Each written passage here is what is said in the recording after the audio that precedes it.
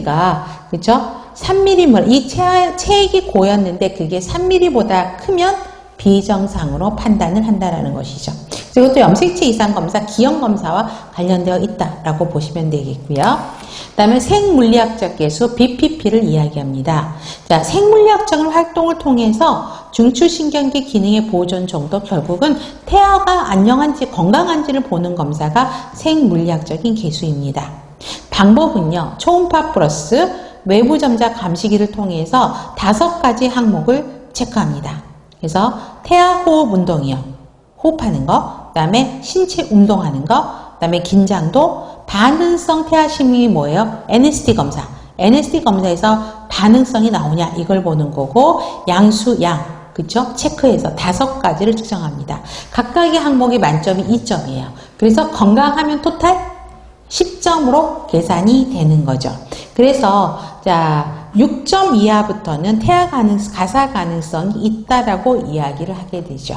보시면 돼요. 그래서 아까 우리가 어디 있었지? 그 NST 모니터 하면서 각각의 항목들이 있었잖아요. 그 그림들이 제대로 되어 있지는 않는데, 자, 그래서 BPP를 조금 더 자세하게 여러분들한테 유인물로 드렸어요. 그래서 초음파 검사를 통해서 4개를 하게 됩니다. 초음파랑 그 다음에 NST 검사한다고 그랬었잖아요. 5가지 항목인데 초음파를 통해서 아기 호흡을 보는 거예요.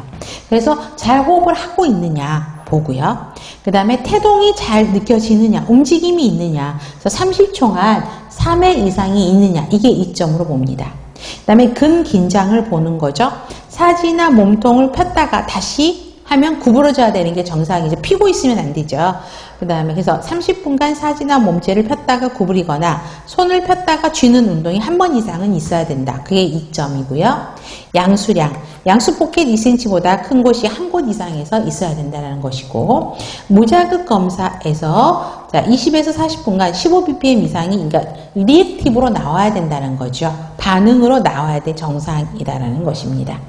자, 그래서 이 점수를 합산해서 보는 것이죠. 그래서 체크 포인트도 봐보세요. 그 내용이 이제 글로 써 있어서 여러분들 그림으로 보니 훨씬 더 편할 것 같아서 여러분들한테 드린 거고, 나머지 해설은 거의 비슷합니다. 그래서 보시면 되고요. 그 다음에 태동 측정입니다. 자, 태동 측정 방법에 카디프 방법과 사도브스키 방법이 있습니다.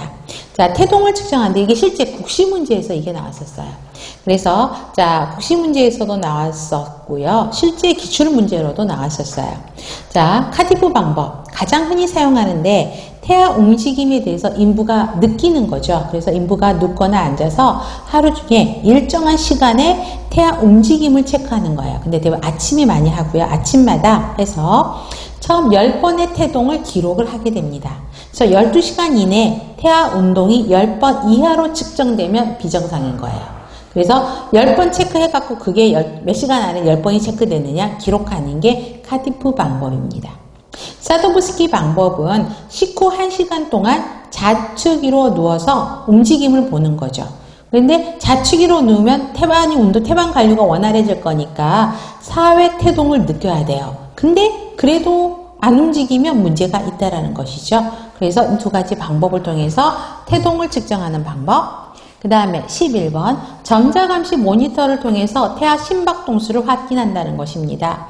자, 정상이 120에서 160인 거는 정상인 건 아실 거고요. 빈맥은 160 이하, 그 다음에 서맥은 120 이하를 보게 되죠. 자, 그래서 특히 조기 하강과 만기 하강을 보게 됩니다. 자, 조기 하강은 말 그대로 디셀러레이션이 있는데 처음부터 떨어진다는 이야기예요. 그래서 보세요. 그래프 한번 봐보세요. 그림에서. 자, 그림에서 밑에 보면 자궁 수축이 오죠. 그럼 수축이 오면 바로 떨어지죠. 근데 아까는 만기 하강은 어때요? 회복하는데 늦다 그랬죠. 그런데 조기 수축은 뭐냐면, 이걸 빨간색으로 하면 이상한데. 자, 조기 수축을 하면 자궁 수축이 왔어요. 이렇게 수축이 와서 떨어지죠. 근데 얘는 바로 리커버리예요. 이완이 되면 곧바로 리커버리 되는 거. 그렇기 때문에 얘는 정상이라고 판단을 해요. 그래서 자, 이거는 아두 압박에 의한 조기 감소라고 이야기해서 정상적인 과정이라고 이야기를 합니다.